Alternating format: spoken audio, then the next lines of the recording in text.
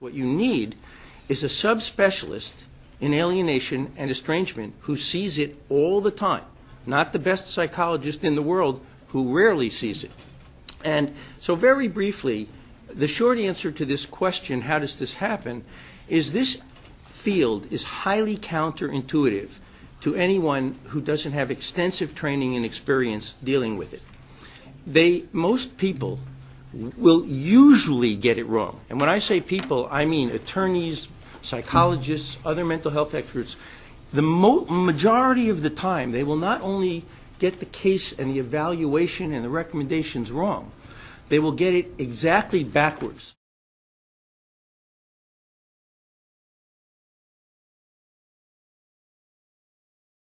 First of all, and think how counterintuitive this is, in an alienation setting, most children will align with the abusive parent. It's like these kids that you find that have been living with their abductors for years and then they resist capture, or Stockholm Syndrome. Very counterintuitive.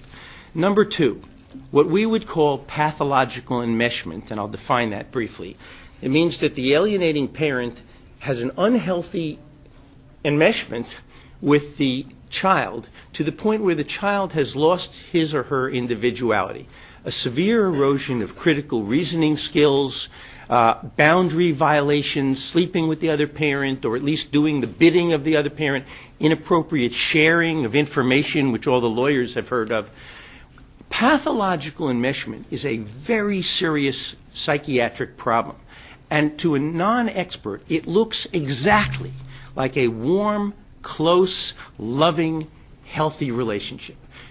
The non-expert comes in with perhaps a PhD or an MD in psychiatry or psychology, and what they see is let's just say mother and father for simplicity, but it's about a 50-50 spread of who does what these days. You know, the two little girls are tightly bound to the mother. Oh, I love you, I love you, I love you. They look at dad and say, I don't want to see him, he's a bad man. She's perfect, he's rotten. The non-expert says, wow, look at that great relationship. They really don't know how to probe to see if there are three types of pathological enmeshment: infantilization, adultification, making them little adults. Why don't you decide if you want to see dad? Right there, that's adultification. Right there, that's pathological enmeshment. So I repeat, pathological enmeshment to a non-subspecialist, to an experienced forensic psychiatrist, looks just like a warm, healthy relationship.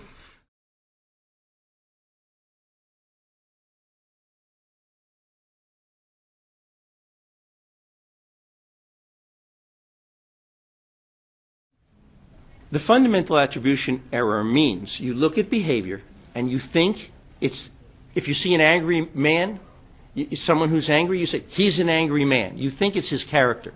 In general, he's an angry man. Never mind that the reason he's angry is someone just stole his car or his wallet. We're hardwired to say, oh, I'm going to stay away from that guy. He's displaying anger. So if the anger is situational, then it's an error. Now, the relevance to us is that when an interviewer sees a severe case of alienation, the alienating parent is cool, calm, and collected. He or she is probably a borderline, a sociopath, or a narcissist, or all three, and is a master manipulator, has learned to convincingly mimic normal behavior, and presents very well. Oh, yes, I encourage the child's relationship with his father or his mother. By contrast, the targeted parent has PTSD, has not seen the child in God knows how long, maybe years, has been told that he's the one who's the problem or she's the one, and comes in all intense, all angry, and all stressed out.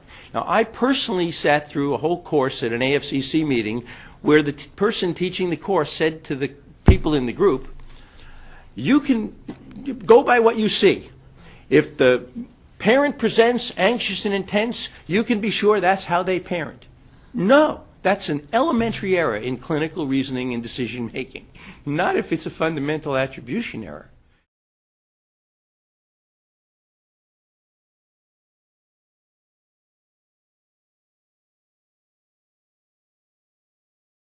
The severe cases are fundamentally different than moderate cases. In a moderate case, it is very reasonable to try to educate the parent to be more cooperative. But in a severe case, where you have what one expert's called an obsessed alienator, that person with almost 100% certainty has a severe personality disorder. Normal people just don't do that to their children. And one clue would be that they block access for years on end for trivial, frivolous reasons that you would never block access to your children for. Another indication or indicator would be the repeated breaching of court orders, which again a normal person would never do.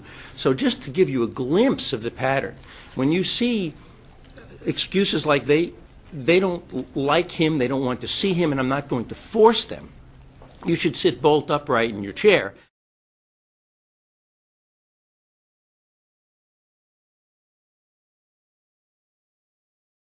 Normal psychotherapy makes these cases worse. So if it's a skilled psychotherapist who thinks you can come in and do dyadic therapy, well, why don't you find something to apologize for? Johnny, how did that make you feel? That's a disaster. Don't try that. Even with a medium case, they will almost always get catastrophically worse. So you have to match the therapist with the kid. That's my answer.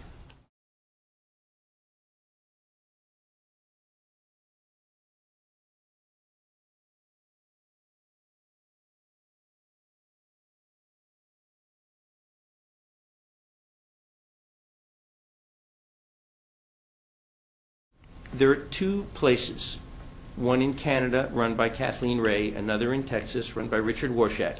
Give them 4 days with the kid, and the kid returns to the rejected parent happy as a clam to be reunited.